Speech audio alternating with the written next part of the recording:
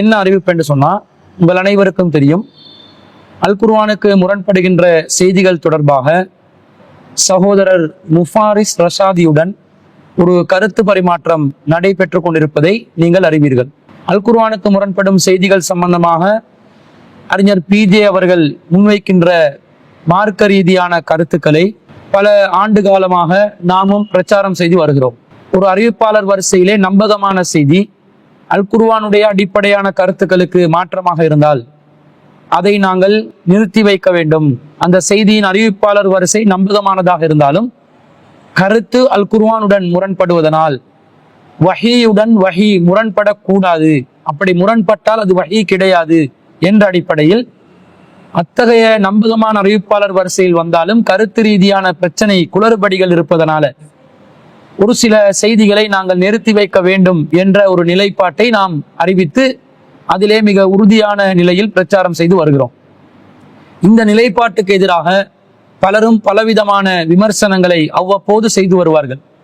அவர்கள் விமர்சனம் செய்கின்ற ஒவ்வொரு சந்தர்ப்பத்திலும் அவர்களுடைய விமர்சனங்களுக்கான பதில்களை குர்ஆன் ஹதீஸிலிருந்து நாம் வெளியிட்டு வருகிறோம். அது மாத்திரமல்லாமல் தனிப்பட்ட முறையில் ஒவ்வொருவரும் ஒருதலை பட்சமாக தங்களை சார்ந்தவர்களுக்கு முன்னால் கருத்து பரிமாற்றங்களை செய்து கொண்டிருப்பதற்கு பதிலாக நேரடியாக மாற்று கருத்துள்ளவர்களுடன் ஒரு விவாத களத்திலே அதை சந்தித்து பேசினால்தான் பொதுமக்களுக்கு இந்த விஷயத்திலே ஒரு தெளிவான நிலைப்பாட்டை புரிந்து கொள்ளலாம் என்பதற்காக வேண்டி பலரையும் நாம் விவாதத்திற்கும் அழைத்திருக்கிறோம். யாரும் அப்படி விவாத சவால்களை எதிர்கொண்டு விவாத சவால்களை ஏற்றுக்கொண்டு நம்முடன் விவாதத்திற்கு வருவதாக தெரிவதில்லை.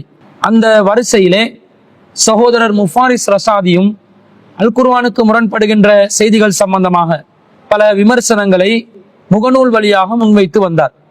அவர் என்னென்ன வாதங்களை எல்லாம் முன்வைத்தாரோ அவற்றுக்கு குர்ஆன் சுன்னா அடிப்படையிலே நாம் பதிலளித்து விட்டு மற்றவர்களை விவாதத்திற்கு அழைப்பதை போன்று இவரையும் நாம் விவாதத்திற்கு அழைத்திருந்தோம்.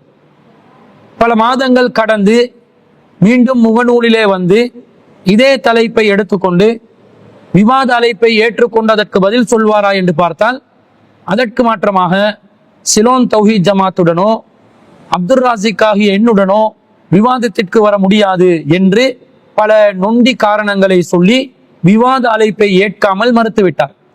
அவர் விவாத அழைப்பை ஏற்காமல் இருப்பதற்கு என்னென்ன காரணங்களை முன்வைத்தாரோ அது மார்க்க அடிப்படையிலே சரியான காரணங்கள் இல்லை. அவர் சொல்லக்கூடிய விதத்தில் மார்க்கம் இந்த காரணங்கள் இருந்தால்தான் ஒருவர் விவாதத்திற்கு இன்னொருவரை அழைக்கலாம் என்று இல்லாததனால விவாதம் செய்வதற்கு தகுதி அவசியமா என்ற ஒரு தலைப்பில் இந்த விஷயங்களை நாங்கள் வேண்டுமென்றால் விவாதம் செய்து கொள்வோம் என்று இன்னொரு இரண்டாவது ஒரு விவாத அழைப்பை அவருக்கு விட்டிருந்தோம். விவாதம் செய்வதற்கு ஒரு சில தகுதிகள் இருந்தால் மாத்திரம்தான் விவாதம் செய்யலாம் என்று முஃபாரிஸ் ரஷாதி சொன்ன அந்த விளக்கம் மார்க்கத்துக்கு முரணானது. எனவே அது மார்க்க ரீதியாக தவறான கருத்து என்பதை நேரடியாக அவருடன் உட்கார்ந்து விவாதம் செய்வதற்கு தயார் என்று ஒரு புதிய விவாத அழைப்பு சவாலாக விட்டிருந்தோம். இந்த விவாதத்திற்காக வேண்டி சிலோன் தௌஹீத் ஜமாத்தின் தலைமையகத்திலே அக்டோபர் மாதம் 29 புதன்கிழமை காலை 10 மணிக்கு ஒரு விவாத ஒப்பந்தத்தை வைத்துக் கொள்ளலாம் என்று அவருக்கு திகதியையும் நாம் குறிப்பிட்டிருந்தோம்.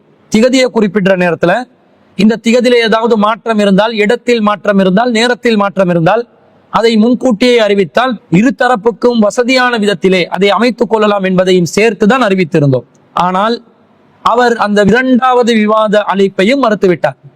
நாம் ஒப்பந்தத்திற்காக வருவாரோ என்று காத்திருந்தோம். ஆனால் அவர் முதல் விவாத அழைப்பை ஏற்கவும் இல்லை, இரண்டாவது விவாத அழைப்பை ஏற்கவும் இல்லை.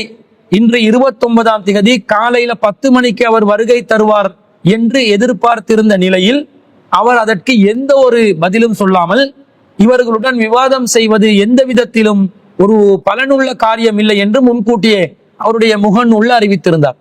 நாம் இவருடைய விஷயத்துல என்ன அறிவிச்சிருந்தோம் என்று சொன்னா, இவர் விவாத ஒப்பந்தத்திற்கு குறித்த திகதியில் வரவில்லை என்று சொன்னால் இவரும் ஏனைய சலப்புகளை போன்று அசத்தியவாதி, தன்னுடைய கொள்கையிலே உறுதி இல்லாத ஒரு நிலையில் இருக்கிறார், புறமுதுகு காட்டி ஓடக்கூடியவர், வாய் சவடால் விடக்கூடியவர், தைரியம் இல்லாதவர், திராணி இல்லாதவர் என்பதை அவர் நிரூபித்து விட்டார் என்பதை நாங்கள் ஏற்கனவே அறிவித்திருந்தோம்.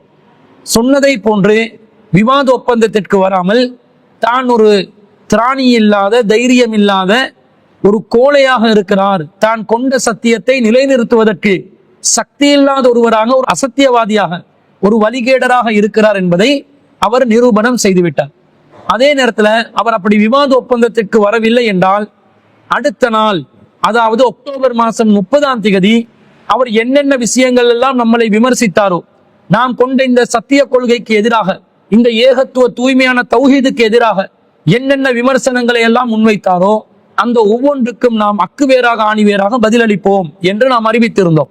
அதே நேரத்துல அவர் அறிஞர் பிஜே அவர்கள் மீதும் என் மீதும் நம்முடைய ஜமாத் மீதும் என்ன விமர்சனங்களை முன்வைத்திருந்தாரோ அந்த எல்லா விமர்சனங்களுக்கும் வரிக்கு வரி நாம் பதில் வழங்குவோம் என்றும் அறிவித்திருந்தோம். அந்த அடிப்படையில இன்ஷா அல்லாஹ் நாளைய தினம் இரவு 8 மணிக்கு சகோதரர் முஃபாரிஸ் ரசாதியின் உளறல்களுக்கான, தடுமாற்றங்களுக்கான, அசத்திய கொள்கைக்கான மொத்த மறுப்பை இன்ஷா அல்லாஹ் நாம் வெளியிட இருக்கிறோம் என்பதை இந்த நிகழ்ச்சியிலே முதல் அறிவிப்பாக நாம் அறிவித்துக் கொள்கிறோம்.